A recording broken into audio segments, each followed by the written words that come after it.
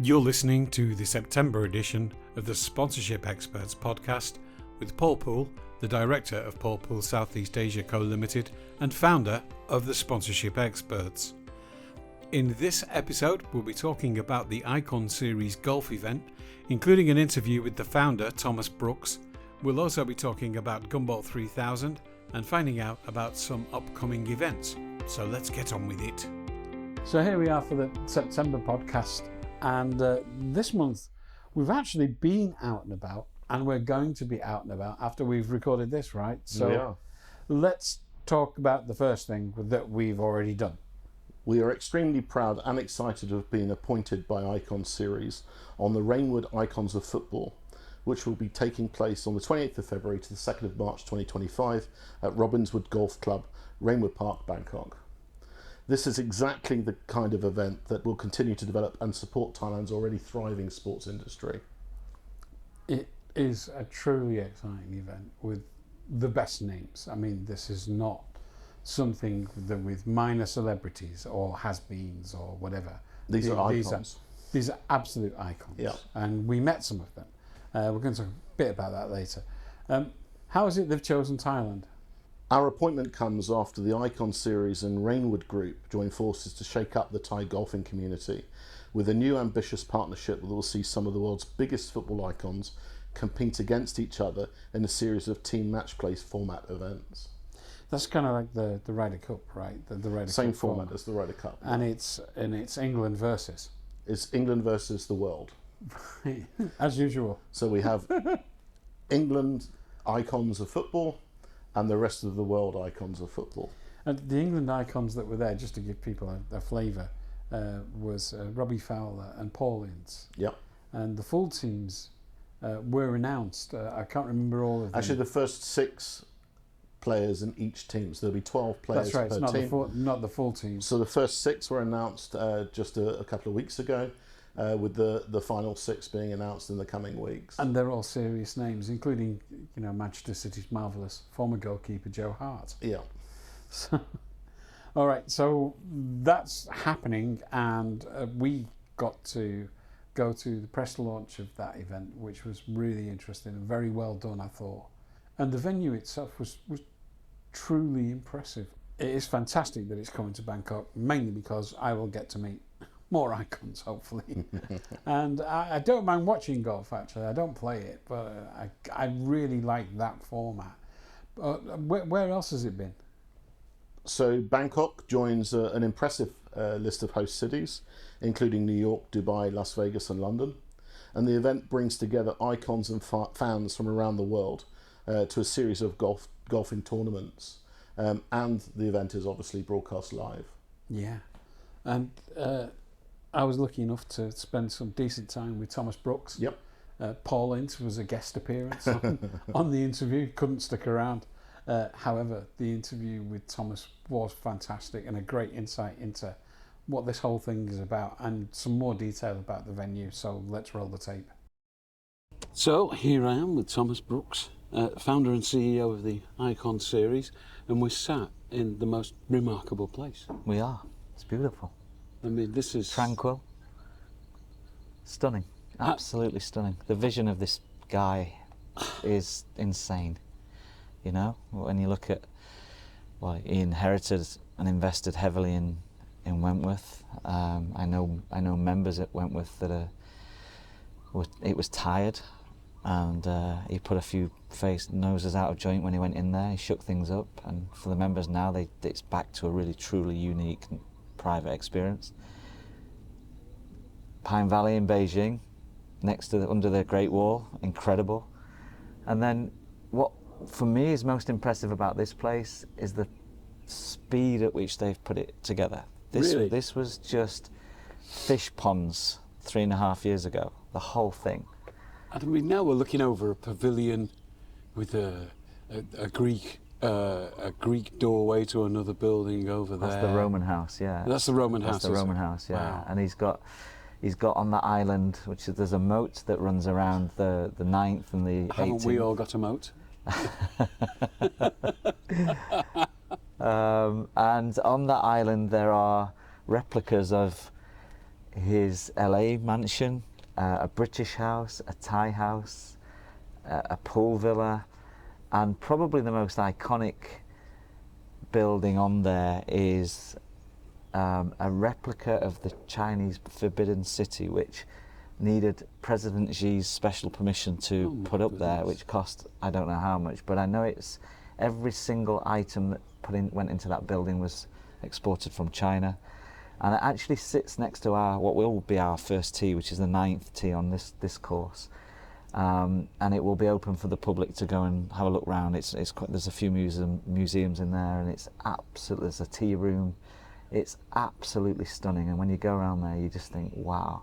And it's kind of, his vision is to have where East meets West, and really has managed to do that, in my opinion. It's just truly remarkable. I mean, this is like a breadth of imagination and ambition, and then he's backed it up. He's not just talk, right? He's done it. Yeah, and that's through the help of the minister here, Pongsak, and his team.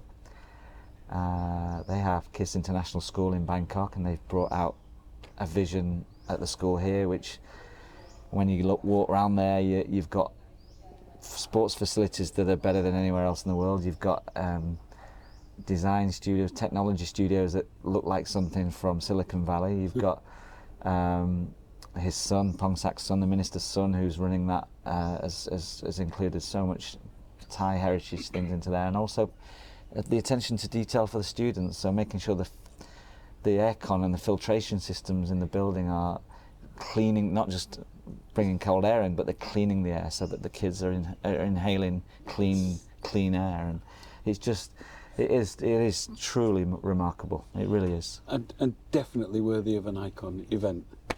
Hey, there's Paul Ince. Come and sit down. Bugger. And off in the flash. That man has broken my heart, by the way. Has he? Several times as a youth. Why? I'm a City fan. Oh dear. I'm sorry about that. No, I've forgiven him since. And he's been very lovely to talk to. So you're a City fan, that's interesting. Yeah, well, the thing is that the most difficult thing about this interview is me not wanting to talk about Pep Guardiola all the way through, because I know that you're close. So. We are, yeah, he's a good friend, and I had the pleasure of going to the 2013 Masters with Pep, and it was an incredible experience. I'm not allowed to ask you much about it, and That's I won't, fine. because it's fine. No, you probably get asked to death about it. No, it's fine, no problem. Let's talk about the Icon event. I like to ask the questions that I think most people would want to know if they've really thought about it. How do you come up with this idea? Like, are you in the bath and you're like, do you know what? I really think if I did this, it'd be dead good.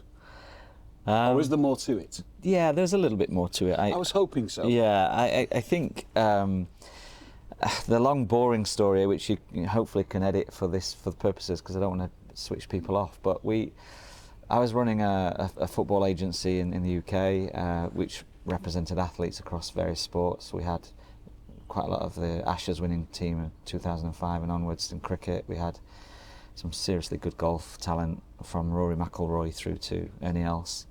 And then I was running the football division within that business, ISM. And I wasn't particularly enjoying the agency world. It's quite a murky world in football, and I enjoyed watching my colleagues in their sports, in golf in particular. Big golf fan as well. And I got a phone call from a golf coach friend of mine in San Diego, and he was running a coaching clinic at Shadow Creek, which is a private golf course in Las Vegas. And the guys that own that, MGM, were getting a load of footballers coming into Vegas every off-season, and none of them were staying at MGM resorts, which is the Bellagio or Aria or MGA Grand. They were staying at competitor hotels. So he wanted to, and these guys obviously spend a lot of money in gaming and partying and everything else. And he said, how do we get these guys to come and stay in our properties instead of going to the competitors?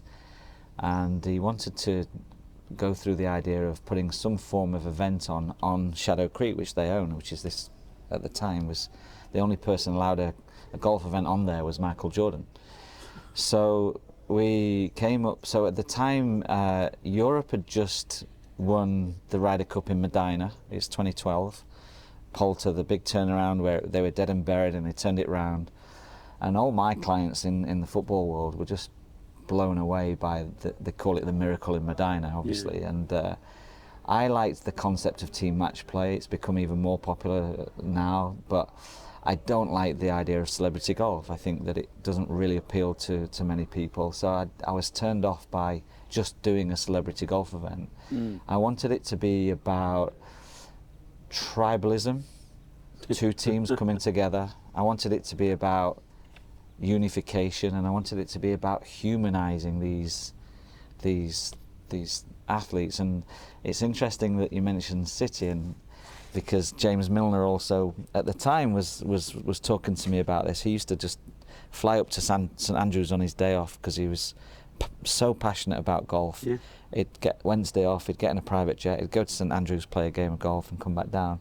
And I was talking to him at the City training ground one day, and Carlos Tevez walked in, and Carlos is not a very likeable footballer, if we're being honest. If you look at him, he was a nasty player. He used to just put the foot in and go in late on people. He never smiled, and he just had this really aggressive streak. And obviously a terrific footballer, but he came and sat down with us, and he was the most charming guy I've spoke to, and he was just talking about golf and the intricacies of golf and the integrity of golf and how he got into it and how his wife played, and he was caddying for a professional on one of the tours, and he just blew me away about this human being that I'd never associated when I was watching him on TV.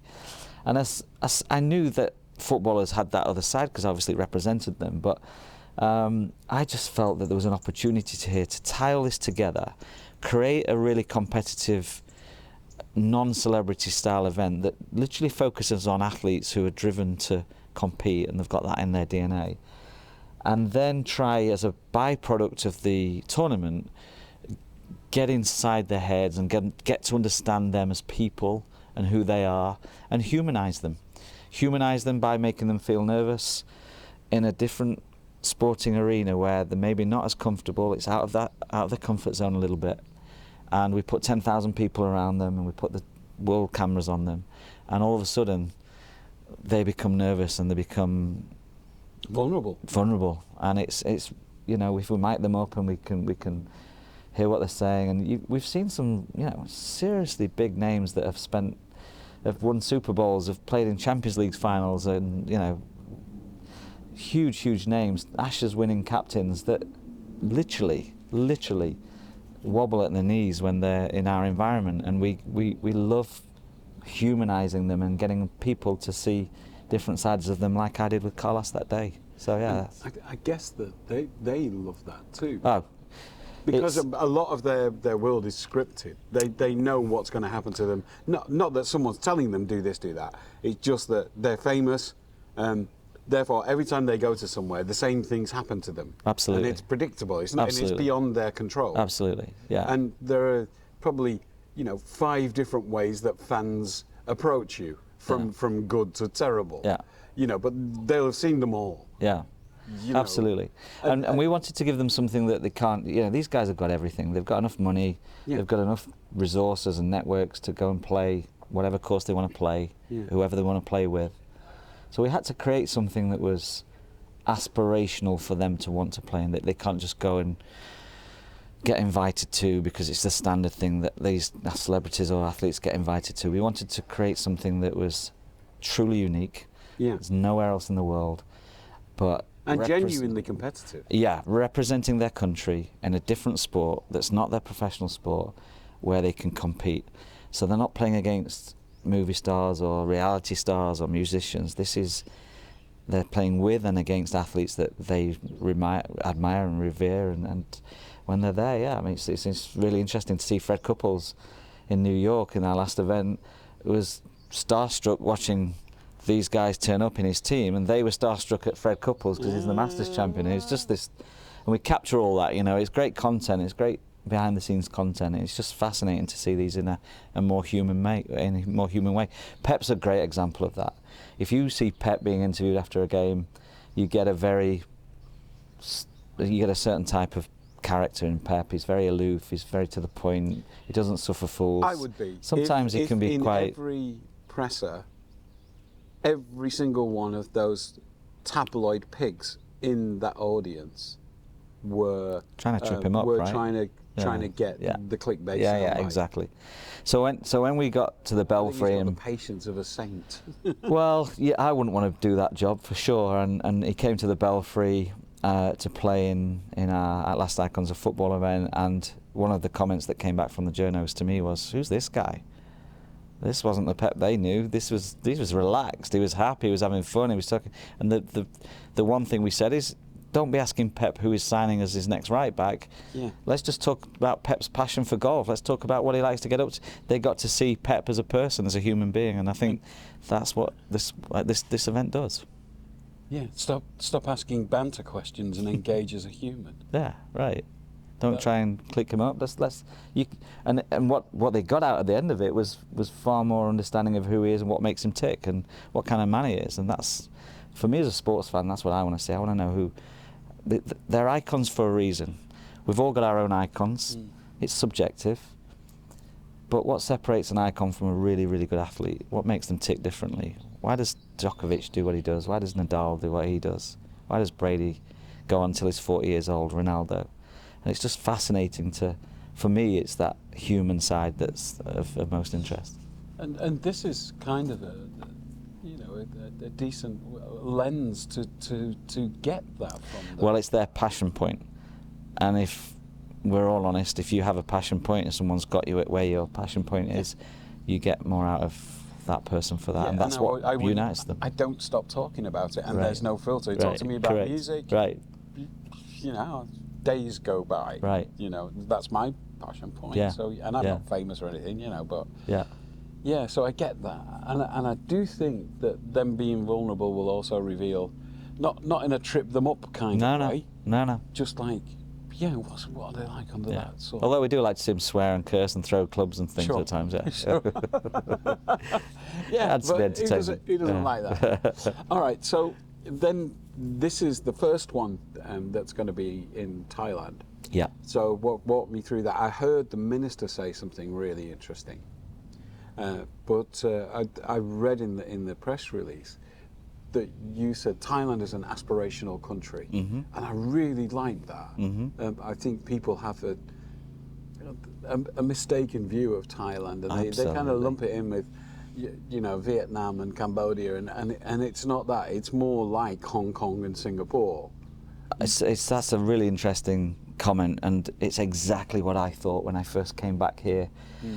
7-8 months ago, I'd not been in Bangkok for probably 15-20 years. Right. And whilst I probably didn't have as skewed a idea as what you explained just then, I still definitely think that when I speak to people, that's the view generally that's held by most people. And the reality is that Bangkok has, in my view, developed into a truly aspirational destination. And by what I mean by that is that there's something for everybody here. So you can go and lay on a beach in the most idyllic place in the world, or you can go into a city centre and have the most incredible food and beverage experience, light and entertainment experience. I think everything is here ready. I think the world needs to wake up to Thailand being that, and I think it needs more events, it needs more high profile musicians, sports stars coming here, because and the people, and I know the guys talk about this in there quite a bit, but it sounds a little bit cliche, but half of your experience is how you're treated and how safe you feel and how welcoming people are. And you know, we looked at Japan a lot, we looked at Singapore, Korea. The people here are just phenomenal, and I'm genuinely excited to see their reactions when we bring these guys out in a few months. The passion in the meet and greet last night, and I've in another world I've done these for pop stars, Yeah. and I've policed the lines, and Yeah, I've always found them quite emotional, right. because these are the people, you know, they're not rich, they can't afford to associate with their icons, Right. and they are icons to Yeah, these people, yeah. you know. It's funny you should say that, because I don't normally get emotional around fan engagement stuff like that. But last night was interesting. There were two instances. There was a young boy whose father was a toy maker, and they'd made these toys for the players. And Oh, bless. this little lad was just, and then there was a lady probably in her mid-20s that looked Jamaican, which is where Paul's heritage is from. Right. And when she started speaking, she wasn't actually in the line, but she literally managed to get close enough to be able to pass a shoe. She took a shoe off and gave it to Incy, to the security guard to give to Incy. And I just went to the security guard. I said, just let her in. And when she started opening her mouth and talking to him, she's clearly had some Caribbean heritage. And yeah, you look at him and you think her face, the joy on her face that he was signing a shoe, but then to be able to go and have a picture of him signing it with her, the joy that you see, you just think she'll talk about that for years to come. And look, there's enough crap going on in the world right now. It's just nice to put smiles back on people's face and let them enjoy it, right? It's great. And I think that's also down to how the icons respond, and every one of those guys last night was great. up for it. Yeah. I've seen some bands, and I've done policed the lines for some bands where the band wasn't into it and just wanted to get it over and that's fine. Yeah. I mean, how many of those can you I do? think, yeah. Resonate beyond just the event. It's humanity. It's its best, right? That's what we talk about, humanizing these guys. That's my aim here, is that they're all revered for being bloody good at what they did and what they do. And I think it's time for us to understand that they're also bloody good people as well, and try and spread the love. I mean, I think this is going to be a ridiculous success. Thank you. I hope so. Genuinely hope you're see right. it. I mean, look at how you guys handle this. The icons that you've got coming, I'm sure, are all similar in character to the four that we've got. And in character, yeah. There's some bigger names coming Joe as well. Hart coming. I mean, they don't get much more character than Joe. Joe's great. Yeah. So I think it's going to be brilliant. I'm really excited to see it again at end of February, beginning of March, right? That's right. Yeah, Okay. 1st and 2nd of March. Yeah. Thanks very much, Tom. Pleasure. Okay. Thank you. Cheers, mate. Cheers, mate. If you'd like to get in touch with Paul Pool Southeast Asia Co Limited, you can email us on info@paulpool.co.th, or you can go to the website paulpool.co.th, or you can call us on +66 2622 0605 through to 7. You can tell, I mean, from my own waxing lyrical about Rainwood, and then Thomas, I mean, literally, you were sat with us when we did that interview, and we're looking over a manicured lawn with gardeners onto what could only be described as a palace on an island, I think, and you can't do justice to it with words, but we tried. So tell us more about Rainwood and what that whole development and concept is. Sure. Well, Rainwood Park is a multi-generational lifestyle development that includes the Robinswood Golf Club, private estates, a community mall, comprehensive wellness and sports facilities, and a fully accredited KS International School. I mean, a beautiful, beautiful venue for this golfing tournament. And a prominent feature of Rainwood Park is obviously Robinswood Golf Club, one of Southeast Asia's most exclusive golf clubs. I mean, the owners own Wentworth, right? Correct, yeah. I so mean, they know what they're doing. Yeah, I mean, you said when we were sat there interviewing Thomas, I mean, there wasn't a blade of grass out of place. True. I mean, the golf course architecture, the landscape design is stunning. I mean, you can't really put into words. I could do half an hour on the toilet alone. And Duncan saw me having, Duncan, who was handling the whole press thing, saw me after I'd left the toilet, and I began to tell him all about it. And he said, you could do an entire hour podcast on that, Trev. And I went, I actually could. I've never seen such perfection of engineering and opulence all in one. No, sure. I mean, small room. The facilities are state of the art. I mean, the golf course it really is probably the best golf course in Thailand. And I think it's very difficult to have such a ambitious goal, to build your dream and have such meticulous attention to detail. And it was all there. The guy's built his dream. Yep. And he's done it absolutely perfectly. Yeah, and of course, as well as the golf course, you have a driving range with cutting-edge golf ball tracking solutions. Tour proven technology. Performance data. It's absolutely fantastic. But you talked about the changing facilities. I mean, really, the changing rooms. I thought I was in the Four Seasons. I mean, it's really, 5-star hotel facilities. I mean, it's stunning, everywhere, really stunning. I mean, everywhere in the building. Yeah, it's stunning. Great retail golf shop. We sat and had lunch in the championship restaurant. Yeah. I mean, it was just stunning. I mean, Thomas has said all of this, but it really is going to be a spectacular event next year. The thing that got me is it's not quite on the outskirts of Bangkok. It was a bit of a journey. Yeah, it's an hour from this, or an hour and a half from the centre of town. Yeah. But then again, you couldn't get the vast amount of land. No, I mean it's stunning. I mean I can't remember off the top of my head the facility, but it's it has housing and a community, the school, as I mentioned. Yeah. I mean you could live there and never leave. It's fantastic. I don't think I would if I lived there, especially if the house had those toilets. Yeah. I'm not obsessing over them, but they really were quite special. They were. Anyway, moving along. Last month we talked quite a bit about the Olympics, but I think we're going to talk about them again because we've got a bit of Thailand boasting to do. Yeah, well, we spoke last month about Paris 2024, specifically about the sponsorship around Paris 2024. We spoke about how well the Thailand's Olympic team did, but wow, the Thailand Paralympic team, wow, they did such a great job, and it was their most successful campaign with 30 medals, 6 gold, 11 silver and 13 bronze. And Thailand finished 21st place in the overall medal standing, and Thailand was the best amongst Southeast Asia nations. Blimey.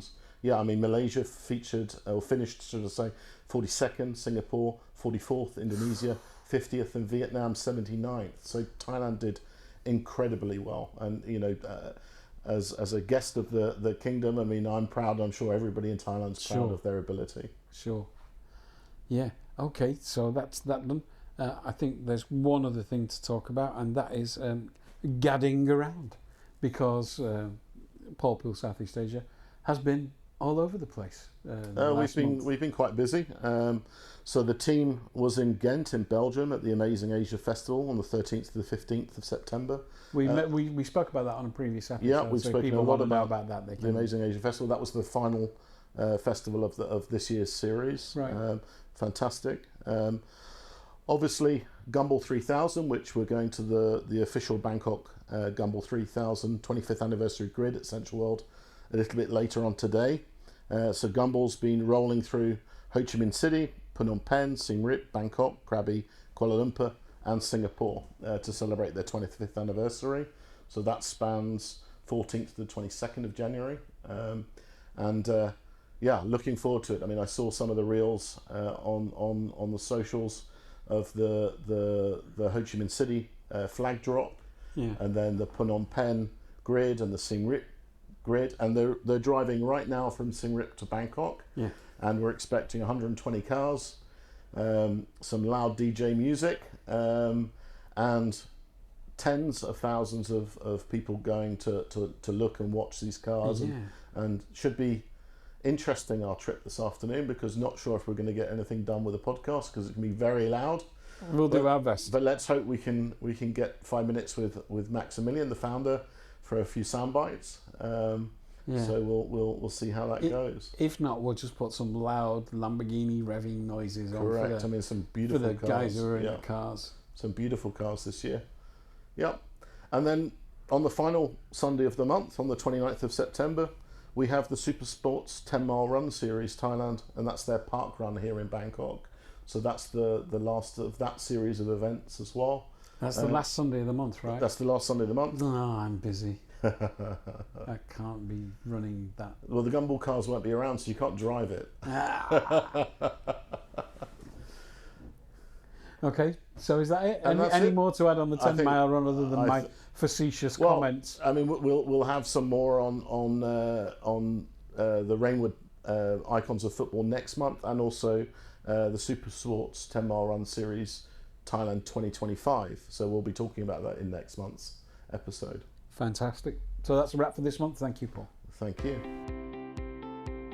If you'd like to get in touch with Paul Pool Southeast Asia Co Limited, you can email us on info@paulpool.co.th, or you can go to the website paulpool.co.th, or you can call us on +66 2622 0605 through to 7.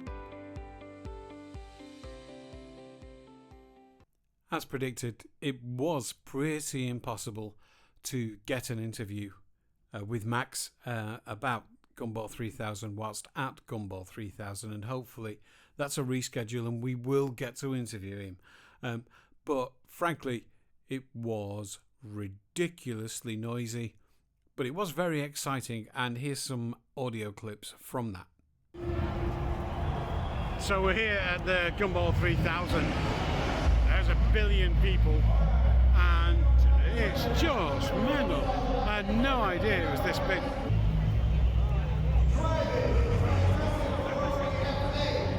And the stage is a very long way away, and I'm not sure that we'll get through.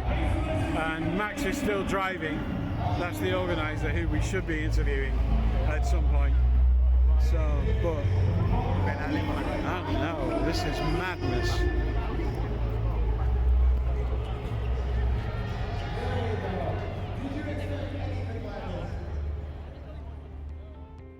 Seeking sponsors?